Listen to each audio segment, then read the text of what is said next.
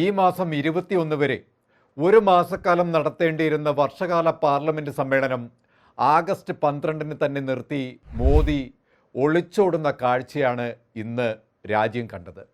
ഏറെ കോളിളക്കത്തോടെ രാഹുൽ ഗാന്ധി തെളിവോടുകൂടി ലോകത്തിനു മുന്നിൽ നിരത്തിയ വോട്ടർ പട്ടിക വെട്ടിപ്പ് എണ്ണി നിരത്തിയപ്പോൾ BJP കാലമിത്രയായി ഉയർത്തിയ വിശ്വാസ്യത ഇടിയുകയും തെരഞ്ഞെടുപ്പ് കമ്മീഷന്റെ വിശ്വാസ്യത തകർന്നടിയുകയും ചെയ്യുന്ന കാഴ്ചയാണ് കണ്ടത്. हिंदुस्तान में इलेक्शन कमीशन और बीजेपी मिलकर इलेक्शन चोरी कर रहे हैं. ये पूरा का पूरा सबूत ब्लैक एंड व्हाइट में आज हमने आपको दिया. ഏറെ കോളിളക്കത്തോടെ രാഹുൽ ഗാന്ധി തെളിവോടുകൂടി ലോകത്തിന് മുന്നിൽ നിരത്തിയ വോട്ടർ പട്ടിക വെട്ടിപ്പ് എണ്ണി നിരത്തിയപ്പോൾ BJP കാലമിത്രയായി ഉയർത്തിയ വിശ്വാസ്യത ഇടിയുകയും തെരഞ്ഞെടുപ്പ് കമ്മീഷന്റെ വിശ്വാസ്യത തകർന്നടിയുകയും ചെയ്യുന്ന കാഴ്ചയാണ് നമ്മൾ കണ്ടത്. यहाँ पे इलेक्शन चोरी करने का हमने एक मॉडल पकड़ा है. इलेक्शन कमीशन को हमें electronic voter list and CCTV footage पकड़ा देना चाहिए. I am demanding it right now. I am the opposition leader and I am saying if they do not give it, they are colluding with the BJP. 11 വർഷമായി ഇന്ത്യയിൽ വലിഞ്ഞു കയറി ഭരിച്ച ഒരു പാർട്ടിയുടെ പ്രപ്പഗാണ്ടയിൽ മാത്രം വളർന്ന മോദി എന്ന ഭരണാധികാരിയുടെ മുഖം മൂടി രാഹുൽ ഗാന്ധി വലിച്ചു കീറുകയായിരുന്നു. ഇതിനെ തുടർന്ന് അംഗക്കലി പൂണ്ട മോദി രാഹുൽ ഗാന്ധിക്കെതിരെ അസഹിഷ്ണുത പൂണ്ടതും നമ്മൾ കണ്ടു. സമാധാനപരമായി പ്രതിഷേധിച്ച പ്രതിപക്ഷ നേതാവ് രാഹുൽ ഗാന്ധിയെയും മല്ലികാർജുൻ ഖാർഗെയെയും വയനാട് MP പ്രിയങ്ക ഗാന്ധിയെയും അടക്കം അറസ്റ്റ് ചെയ്ത് അടിച്ചമർത്തുന്ന നയമാണ് മോദി സർക്കാർ സ്വീകരിച്ചത്.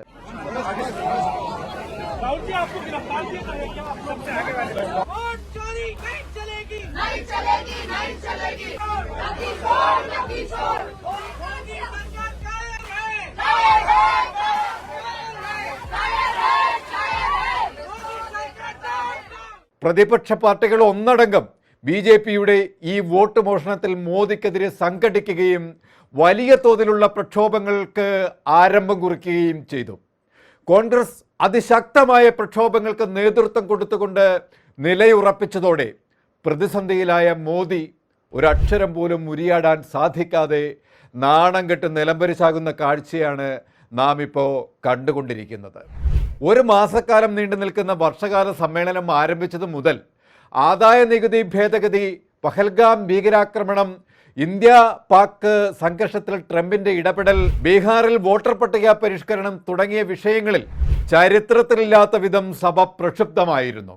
പ്രതിപക്ഷ നേതാവ് രാഹുൽ ഗാന്ധി ഇക്കാര്യങ്ങളിൽ അക്കമിട്ട് നിരത്തിയ ചോദ്യശരങ്ങളെ തടുക്കാൻ കേൾപ്പില്ലാതെ മൗനത്തിന്റെ വാത്മീകത്തിൽ ചൂഴ്ന്നു പോകുന്ന മോഡിയെയും നമ്മൾ ഇന്ത്യ കണ്ടു. പിന്നീട് രാഹുൽ ഗാന്ധി തെളിവിന്റെ അടിസ്ഥാനത്തിൽ ബാംഗ്ലൂർ സെൻട്രലിൽ നടന്ന വോട്ട് തട്ടിപ്പിന്റെ രേഖകൾ പുറത്തുവിട്ടതോടെ രൗദ്രഭാവം പൂണ്ട മോദി രാക്ഷസീയ നിലപാടുകളുമായാണ് രാഹുലിനെതിരെ നീങ്ങിയത്.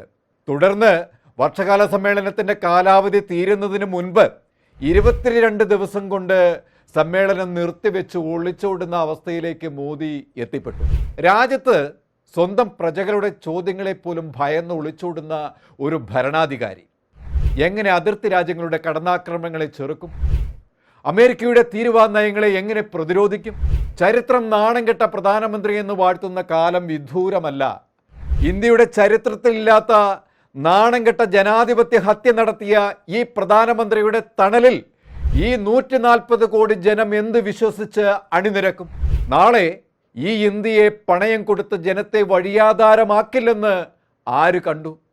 എന്നാൽ രാഹുൽ ഗാന്ധിയുടെയും പ്രിയങ്ക ഗാന്ധിയുടെയും നേതൃത്വത്തിൽ ഇന്ത്യയുടെ ഭരണഘടന സംരക്ഷിക്കാനുള്ള പോരാട്ടം തുടരുമെന്ന് ഉറക്കെ പ്രഖ്യാപിച്ചുകൊണ്ട് പ്രതിപക്ഷ പാർട്ടികൾ ഒന്നടങ്കം ഇന്നും പ്രതിഷേധം ശക്തമാക്കിയിരിക്കുകയാണ്. 300ഓളം MPമാർ അണിനിരന്നുകൊണ്ട് പാർലമെന്റിൽ നിന്നും കേന്ദ്ര തെരഞ്ഞെടുപ്പ് കമ്മീഷന്റെ ആസ്ഥാനത്തേക്ക് നടത്തിയ പ്രതിഷേധ മാർച്ചിനെ പോലീസ് തടയുകയും MPമാരെ അറസ്റ്റ് ചെയ്യുകയും ചെയ്തു. ഇതിനിടയിൽ മഹുവ മൊയ്ത്ര എന്ന MPക്ക് ദേഹാസ്വസ്ഥ്യമുണ്ടാവുകയും ചെയ്തു. ഈ ജനരോഷം ഭയന്ന തെരഞ്ഞെടുപ്പ് കമ്മീഷൻ 30 MPമാരെ കൂടിക്കാഴ്ചയ്ക്ക് വിളിച്ചു.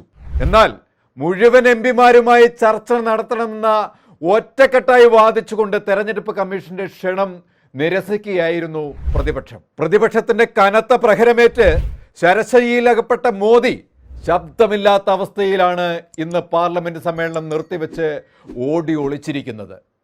സഭ പെട്ടെന്ന് നിർത്താനുള്ള കാര്യം പ്രതിപക്ഷ പാർട്ടികളുടെ ഐക്യം മാത്രമാണ്. ഇന്ത്യ സഖ്യത്തിൽ നിന്ന് ഇടഞ്ഞു നിന്നിരുന്ന ആം ആദ്മി പാർട്ടിയും തൃണമൂൽ കോൺഗ്രസും കൂടി ഒത്തുചേർന്ന് ഇന്ത്യ മുന്നണി പ്രതിനിധി ഉയർത്തിയതാണ് മോദിയുടെ ഈ ഒളിച്ചോട്ടത്തിന് കാരണമായത്. ഇത്തരമൊരു നീക്കം നടത്തിയത് രാഹുൽ ഗാന്ധി അടുത്തതായി ഹരിയാന വോട്ട് തട്ടിപ്പ് പുറത്തു വിടുമെന്ന വാർത്തകൾക്കിടയിലാണ്. കോൺഗ്രസ് ഇതിവൃത്തങ്ങളെ അനുവർത്തിച്ചു വരുന്ന വാർത്തകൾ സൂചിപ്പിക്കുന്നത് ഓരോ സംസ്ഥാനത്തും നടന്നിട്ടുള്ള വോട്ട് മോഷണം രാഹുൽ ഗാന്ധി എല്ലാ ആഴ്ചയിലും അതുമായി ബന്ധപ്പെട്ട് പത്രസമ്മേളനം നടത്തും. ഈ വരുന്ന ഞായർ ഓഗസ്റ്റ് 17 മുതൽ 14 ദിവസത്തേക്ക് സഖ്യകക്ഷി നേതാവായ തേജസ്വി യാദവുമൊത്ത് ബീഹാറിലെ എല്ലാ ജില്ലകളും സന്ദർശിച്ച് ഒരു കൊടുങ്കാറ്റ് പോലെ ബീഹാറിൽ നടത്താൻ ഉദ്ദേശിക്കുന്ന വിവാദമായ വോട്ടർ പട്ടിക പരിഷ്കരണം ജനങ്ങളുടെ ഇടയിൽ എത്തിക്കാനാണ് ഇരുവരും ശ്രമിക്കുന്നത്. ഈ വിവാദമായ വോട്ടർ പട്ടിക പരിഷ്കരണത്തിൽ ശക്തമായ പ്രചരണം നടത്താനാണ് തീരുമാനവും. ഇതിന് സമാപ്തി കുറിച്ചുകൊണ്ട് സെപ്റ്റംബർ 1 ഇന്ത്യ സഖ്യം എല്ലാ നേതാക്കളെയും ഉൾപ്പെടുത്തി പാട്നയിൽ ഒരു വൻ മഹാറാലി നടത്താനാണ് കോൺഗ്രസും RJDയും പദ്ധതിയിട്ടിരിക്കുന്നത്. മോദിയെ അലട്ടുന്ന മറ്റൊരു പ്രശ്നം പ്രതിപക്ഷ ഐക്യം മാത്രമല്ല. ബീഹാറിൽ ദീർഘകാലം ഭരണത്തിലിരിക്കുന്ന നിതീഷ് കുമാറിനെതിരെയുള്ള ജനരോഷം മറച്ചു പിടിച്ചിട്ടാണ് NDA നവംബറിൽ നടക്കുന്ന തിരഞ്ഞെടുപ്പിലേക്കുള്ള തന്ത്രങ്ങൾ മെനയുന്നത്. ഇപ്പോൾ NDAയിലെ കേന്ദ്രമന്ത്രിയും സഖ്യകക്ഷിയുമായ ചിരാഗ് പാസ്വാനും നിതീഷ് കുമാറിനും അദ്ദേഹത്തിൻ്റെ പാർട്ടിക്കുമെതിരായി തിരഞ്ഞിരിക്കുന്ന മോദിയെ സംബന്ധിച്ചിടത്തോളം വലിയ തലവേദനയായി മാറിക്കഴിഞ്ഞു. വോട്ട് മോഷണത്തിനെക്കുറിച്ചുള്ള രാഹുലിൻ്റെ വെളിപ്പെടുത്തൽ മോദിയിലാണ് ചെന്ന് തറച്ചിരിക്കുന്നത്. നേരായ മാർഗത്തിലൂടെ അല്ലാതെ ജനാധിപത്യത്തെ കശാപ്പ് ചെയ്തിട്ടാണ് മോദി മൂന്നാമതും ഭരണത്തിൽ എത്തുന്നത്. ഇത് മനസ്സിലാക്കിയ രാഹുൽ ഗാന്ധി BJPയുടെ ആ വലിയ നിഗൂഢ രഹസ്യത്തിന് പിന്നാലെ രാപ്പകലില്ലാതെ അന്വേഷണം നടത്തി യാഥാർത്ഥ്യം കണ്ടെത്തുകയായിരുന്നു. അതാണ് ഒരു പ്രഹരമായി രാഹുൽ ഗാന്ധി തുറന്നടിച്ചത്. സത്യം മനസ്സിലാക്കിയ ഇന്ത്യ ഇന്ന് വിറങ്ങലിച്ച് സ്തബ്ധമായി പോയി. പക്ഷേ ഈ ഇന്ത്യയെ അങ്ങനെ തകർത്ത് കളയാൻ ഒരു വർഗീയ ശക്തിയെയും അനുവദിക്കില്ല എന്ന് പ്രഖ്യാപിച്ചുകൊണ്ട് ഇന്ത്യൻ ഭരണഘടനയെ ഒരു വേദപുസ്തകമായി ഭക്തി പരാവശ്യത്തോടെ ബഹുമാന പുരസ്സരം തൻ്റെ ശക്തിയായി പ്രഖ്യാപിച്ച് ഉയർത്തിപ്പിടിച്ച് ഇന്ത്യയെ സംരക്ഷിക്കാൻ ഇറങ്ങി പുറപ്പെട്ടിരിക്കുകയാണ് രാഹുൽ ഗാന്ധി. പണ്ട് ഈ രാഹുൽ ഗാന്ധിയെ പപ്പു എന്ന് വിളിച്ച് കളിയാക്കിയ അമിത്ഷാ ഒന്ന് ഓർമ്മിക്കണം, ഇന്ന് നിങ്ങളുടെ പ്രധാനമന്ത്രി അക്ഷരാർത്ഥത്തിൽ പപ്പു ആയിരിക്കുകയാണ്. ഒരു വേള 75 വയസ്സ് അടുത്ത മാസം തികയുന്ന നരേന്ദ്രമോദി രാജിവെച്ച് സന്യാസം സ്വീകരിച്ചാൽ പോലും നമ്മളാരും ആശ്ചര്യപ്പെടേണ്ടതില്ല. കൂടുതൽ വാർത്തകൾക്കും വിശേഷങ്ങൾക്കും ഞങ്ങളുടെ channel like, share and subscribe ചെയ്യുക. കൂടാതെ സബ്സ്ക്രൈബ് ബട്ടണിലെ ബെല്ലൈക്കൺ എനേബിൾ ചെയ്യാനും മറക്കരുത്.